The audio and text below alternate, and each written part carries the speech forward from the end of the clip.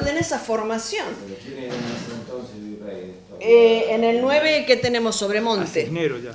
Cisneros ya. Cisneros. Ya está Cisneros, ya Cisneros. está ocupándose. Es altamente probable que ahí haya habido alguna relación de los capitulares con el virrey para generar un espacio de contraposición a la fuerza que estaba generando, a la fuerza militar que estaba generando Borges. Pero hasta que no encuentre algún documento que me diga qué pasó con esto, me queda ahí como un dato. Ya le tenías miedo, ¿no? Empollándolo. Sí. En el 10 y en el 11, el 5 y 6 de abril del 11, es muy importante porque es algo que va pasando en la sociedad en ese momento, ¿no? Esta cuestión de que hay un ascenso social, es cierto, son milicias regladas, van con su voluntad, pero a su vez adquieren un poder que no tenían en ese momento y un reconocimiento que no tenían hasta ese momento del resto de la sociedad. El 5 y 6 de abril se dan el lujo de hacer el primer golpe institucional de nuestra 8 meses después del 25 de mayo, el primer golpe institucional de la nueva patria, que es esta cuestión de sacar a los morenistas, French, Vieites, a todos los que participaban del Café de Marco, que eran acusados como que estaban en contra de un movimiento ordenador y más bien temporizador, a través de un sistema que se va a aplicar permanentemente, que es el reclutamiento de todos los peones y toda la peonada y toda la gente que deambula. Es muy interesante esto, porque toda esa gente que deambula tiene muy diferentes orígenes sociales, ¿no? Muy diferentes orígenes étnicos, raciales, etc. Y nacionales incluso, porque hay muchos portugueses dando vuelta.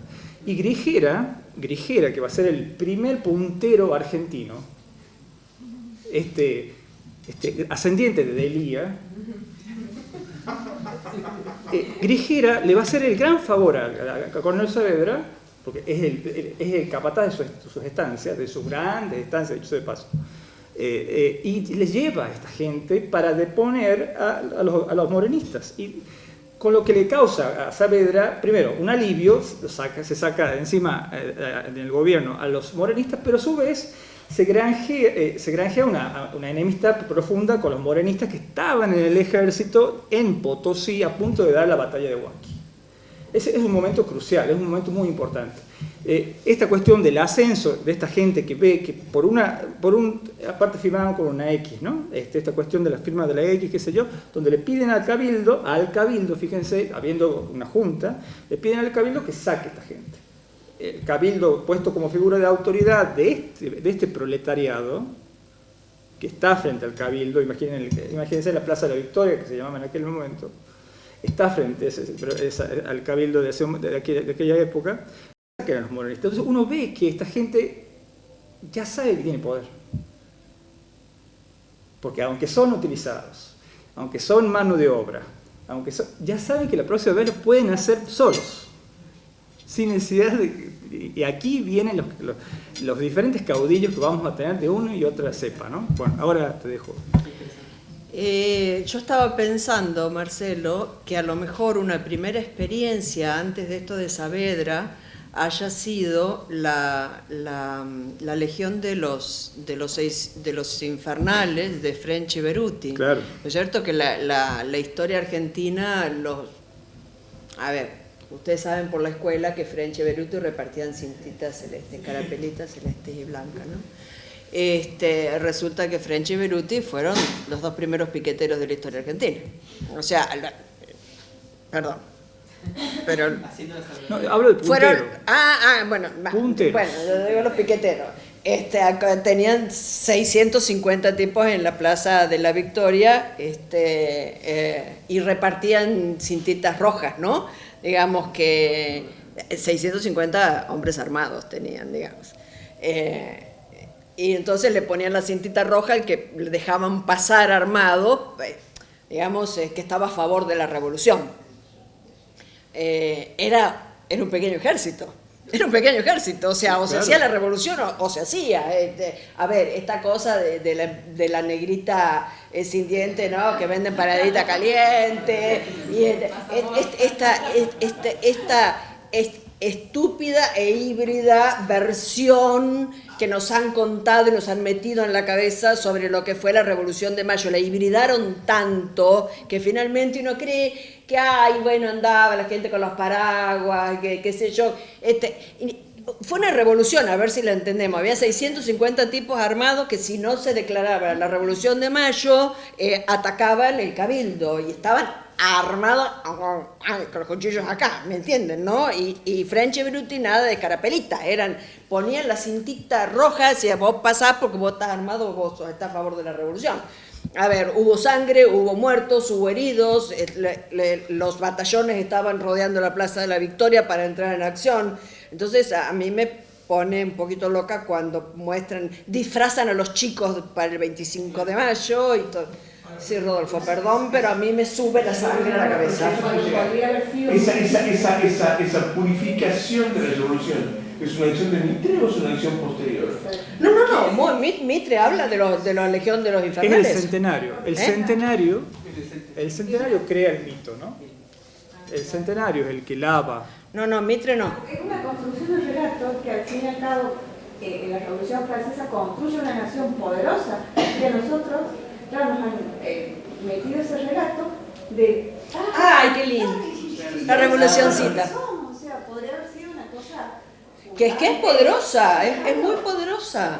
Es decir, Mitre lo que muestra... Simplemente, en opinión, sí. Decir de Mitre, decir, bueno, ustedes no van a crecer, o sea, ¿cómo decir? No, Mitre muestra el relato crudo, ¿no? Claro, Y el que lo hace...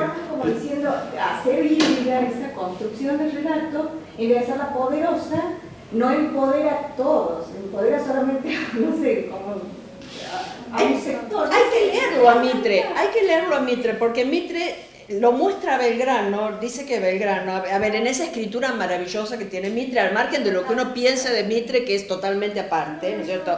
Lo muestra a Belgrano, dice, hacía 2 días que estaba tirado en un sillón, 2 días hacía que estaba sin dormir y un momento se levanta enloquecido porque era petizo, tenía la voz finita, pero era feroz Belgrano también, y dice, bueno, si vamos a hacer la revolución, la vamos a hacer y si no nos vamos a casa a dormir, ¿no es cierto? Y sale petizo para la casa de gobierno y a los taconazos entran en el cabildo y por detrás salen los otros, y dicen, bueno, va.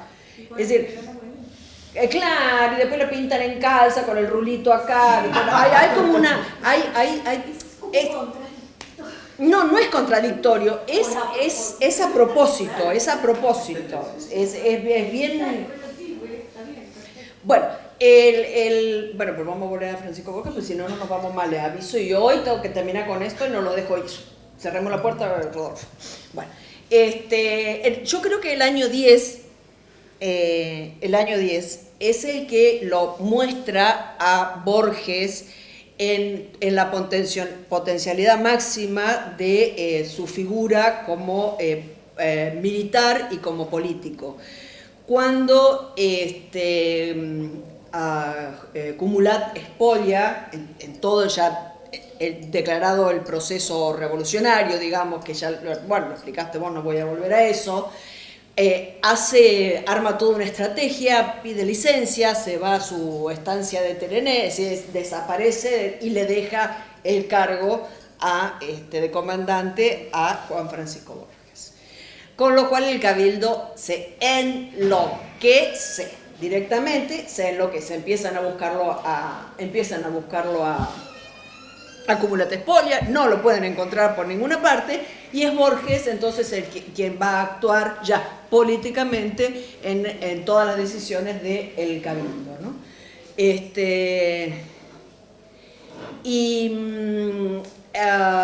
Digamos que me parece que hay que ubicarlo ahí, reclutando gente, presionando el cabildo para que se declare en esa, digamos, el 6 de septiembre del 10, produzca la declaración a favor de la Junta, porque el cabildo no tenía la menor intención de declararse a favor de la Junta, ¿no es cierto? Es decir, todas las acciones que uno va viendo, es decir, capitular se va a cobrar los impuestos allá al Salado. El otro pide licencia para irse a Corrientes. El otro se enfermó. El otro, a ver, se fueron. No había nadie. No había nadie. Es decir, imposible pensar que las cosas no se conocían, que no se conocía la situación, la circulación de la información era muy fuerte, imposible. Es decir, hay una estrategia de desaparecer para pensar cómo iban a ser en esta circunstancia. Entonces, me parece que este último tramo del orden español, digamos, es el que lo muestra a Borges en toda su plenitud, actuando ya desde lo político y desde lo militar, ¿no? Incluso hay un hecho que a mí me resultó siempre muy curioso, ¿no? Porque a propósito de esto de la Legión de los Infernales en Buenos Aires, en Santiago del Estero pasa al revés.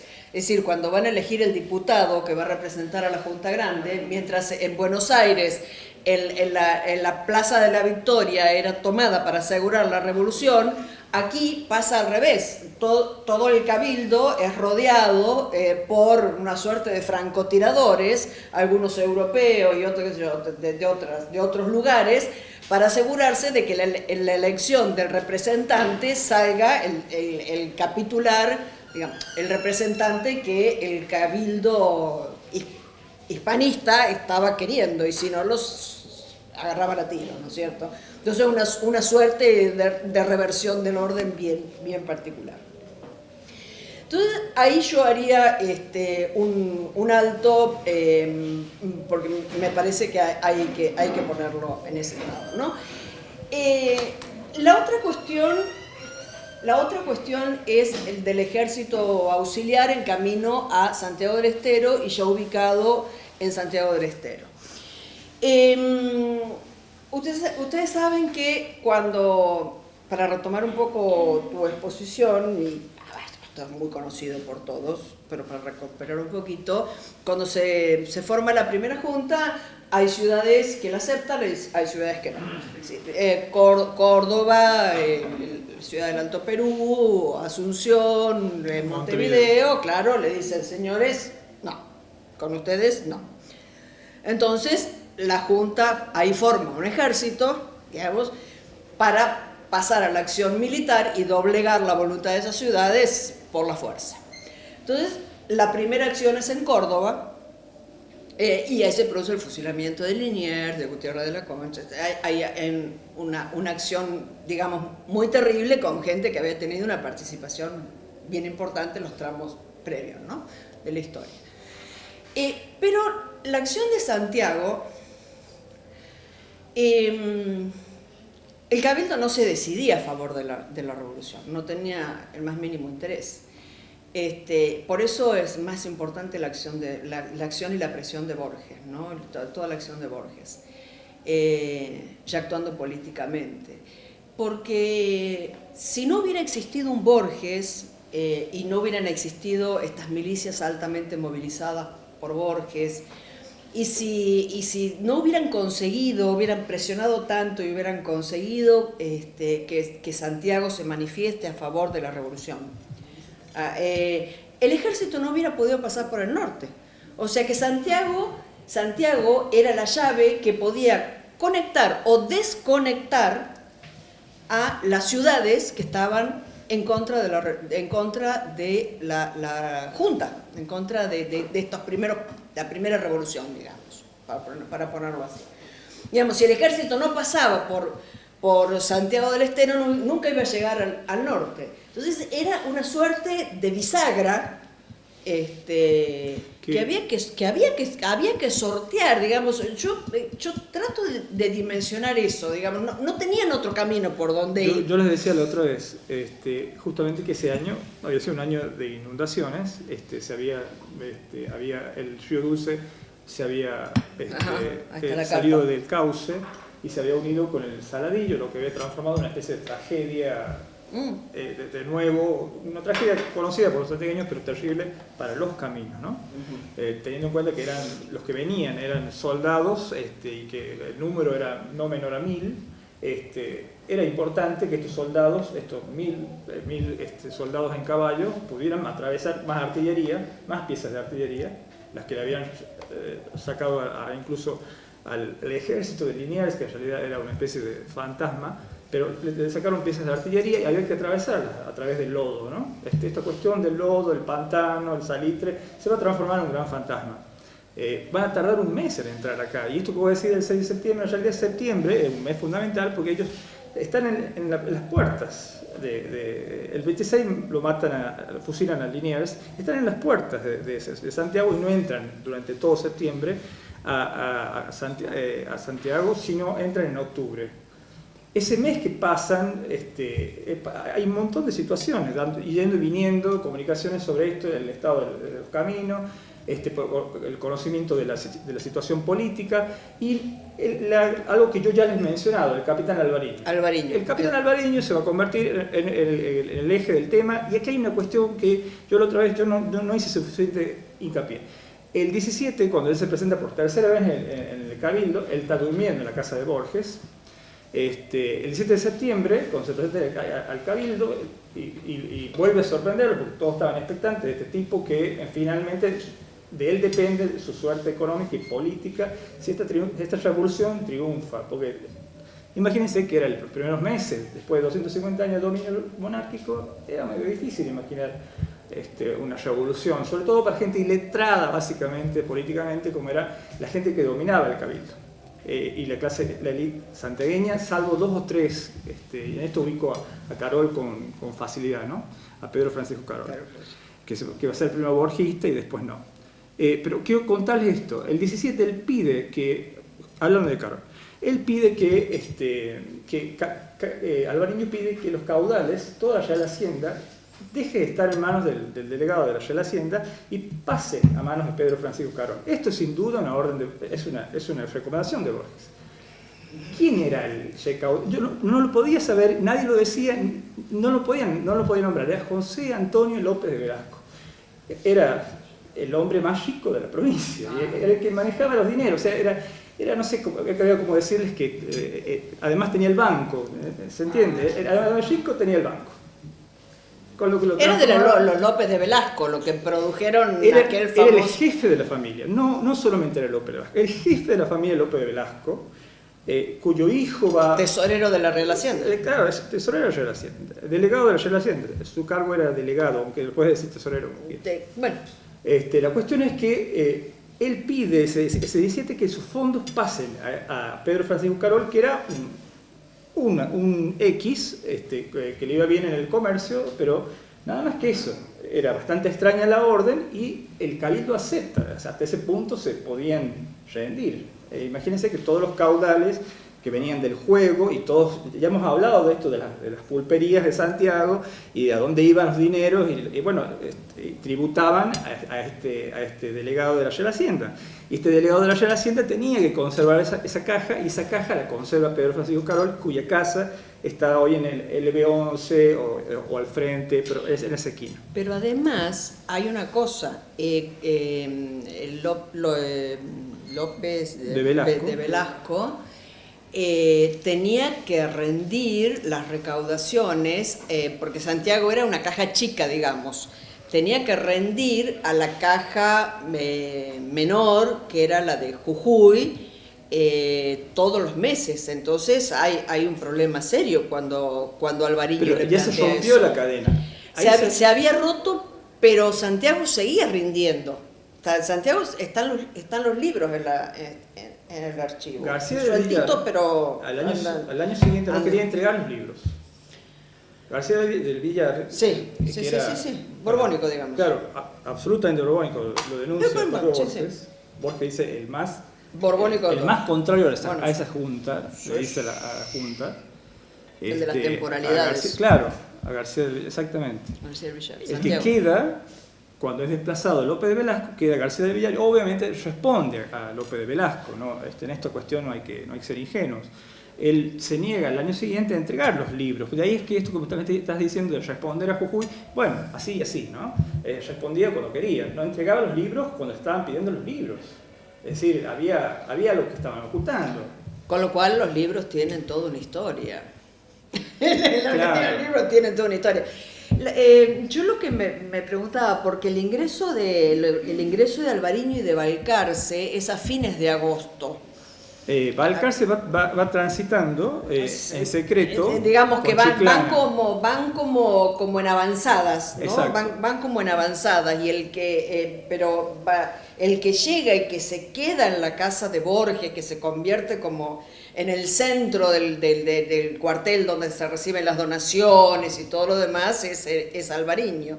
O sea que Borges trabaja con Alvariño para provocar esta torcida en el cabildo santiagueño para que den la proclama, que es la proclama más importante a favor de la revolución de todas las ciudades del territorio rioplatense, ¿no? Y con un lenguaje que es claramente, uno dice, bueno, esto no puede haber salido del cabildo, esto tiene, el lenguaje tiene otra procedencia. Claro. Cuando uno lee eso dice, van a ver, alguien lo escribió que no era la gente del el acta cabildo, ¿no? de la que está refiriendo Cecilia, 6 de septiembre. la de 6 de septiembre, es un acta muy interesante porque no Muy es el interesante. discurso de nadie Del que cabildo. escriba acá. Eso, entonces, una de las primeras cosas que me puse a pensar con Bauso, a propósito de Moreno, Bauso estudia Moreno y estudia el plan de operaciones, etcétera, etcétera. Era pensar justamente la posibilidad de que Borges lo haya pedido, y se lo haya pedido a alguien que yo estoy seguro que ha tenido mucho que ver, que es Vieites, que Vieites está en Córdoba, Vieites está a cargo de Córdoba, hasta que Juan Martín de Pollón se va a hacer cargo de Córdoba.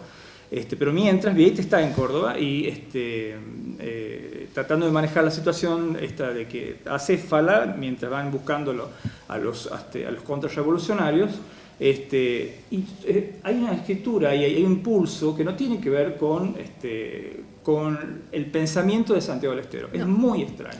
¿Saben porque quién Gargaro dice,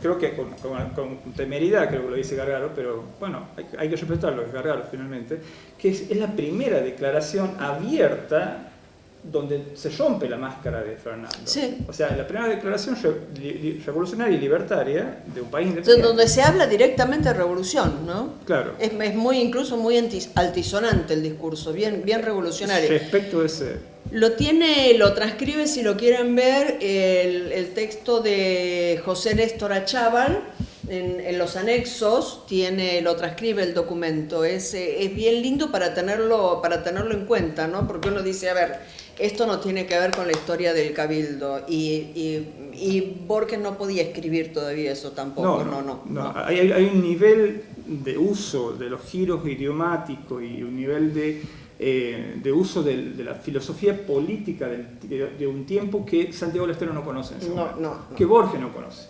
Borges sin duda no es un intelectual, Borges es un hombre práctico, es un hombre que tiene mucha calle, pero no es un intelectual de ideas políticas, y ese es básicamente esa hoja y media, porque deben ser 3 pliegos, debe haber sido escrita por alguien que ya tenía estos conocimientos y que tuviera la formación de Vieites o Moreno. Y Castelli, diría Castelli, pero Castelli siempre es extremista, ¿no? Castelli es una persona con muy pocos, siempre está o más abajo o muy arriba. Bueno, esos son los problemas que tienen en el Alto Perú también, claro. Castelli, ¿no es cierto? De todas maneras no está el original, no lo he encontrado, no está la transcripción que hace, que no recuerdo de quién lo... De todas formas, está en la Gaceta. La Gaceta de Buenos Aires transcribe esto, lo publica inmediatamente, esta adhesión así abierta a la revolución y a una causa que todavía ni siquiera la Junta de Buenos Aires se animaba, o sea, ni siquiera Moreno lo decía en la Gaceta. ¿Y qué hace Moreno? Moreno le imprime. Por eso yo creo que acá Moreno trabaja en esto. Moreno la hace imprimir el 20 de octubre. ¿Es posible que haya sido Moreno, escritura de Moreno? Es mi teoría con Bauso, hablando con Bauso y viendo el texto y la forma que... Porque Moreno con Borges tenía relación. Claro. Tenía relación directa. Es probable que le haya pedido una manifestación, y el Cabildo, que hace como si fuera una escribanía, pasa el documento. es muy interesante esto de moverse, ¿no? Según el lugar. Imagínense toda esta gente que va buscando proteger sus intereses, ¿no? Bueno, eso te iba a decir, en realidad lo que hacen los cabildantes es ir viendo acciones estratégicas para ver cómo pueden mantener su poder dentro de este nuevo esquema que es absolutamente incierto, para ver cómo ellos pueden mantenerse. Y de hecho muchos van quedando, muchos se van manteniendo en el nuevo esquema. Claro. Y después los vamos a encontrar en el 20 dándole todo el poder a Ibarra. Es casi ridículo, el acta del 1 de octubre, es casi ridículo la forma que van pactando, ¿no? Entonces, Borges es el gran... Palacio hizo esto, cada uno va hablando de sí, no, pero esto de que el cabildante hable de sí, que los miembros del cabildo en un acta hablen de Hay que ver las mismos, actas capitulares. de los hechos que ellos han hecho para la revolución, es bien interesante. ¿Para quién le están escribiendo? Le están escribiendo a la primera junta. Le están diciendo, miren, nosotros a pesar de todo hemos hecho muchas cosas. Claro. Bueno, también poner plata. También, bueno, eso, es lo que eso me parece súper interesante y absolutamente... A ver, ahí se muestran... casi desnudos, ¿no? Porque cuando hay que hacer la recolección de fondos para formar, digamos, en lo que son los patricios, hay que, digamos, están juntando dinero, ¿no? Me llamó la atención, por ejemplo, Palacio, que cuando fueron las invasiones inglesas puso 500 pesos, que era un montón, y para ahora pone 50. Sí, 50. Y 50. Nombre Sí. de la esposa. A ver, 50. A ver, eso indica a dónde estaban puestos los intereses, pues. O sea, hay que leer esas cosas aburridas de listados de gente poniendo plata, cuánto pone uno, cuánto pone otro. Aburridísimos son. Pero eso está diciendo cuáles son los intereses. A ver, yo voy a defender a la monarquía española de la invasión inglesa, pongo tanta plata, porque para mí me interesa. Esto me interesa un rábano. O sea, a ver, pongo porque tengo que poner. Bueno, ¿cuánto voy a poner? 50, va, por 50 Yo creo que no me mueve la perilla. En realidad ponen por si acaso. No vaya a ser que la revolución esta triunfe.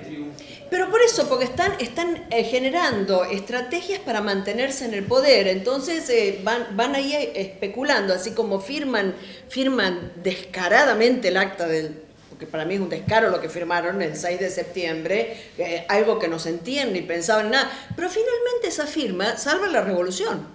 Porque es lo que permite que el ejército llegue hasta Santiago del Estero, que esté 2 meses acá y que luego pase y pase para el norte, ¿no es cierto?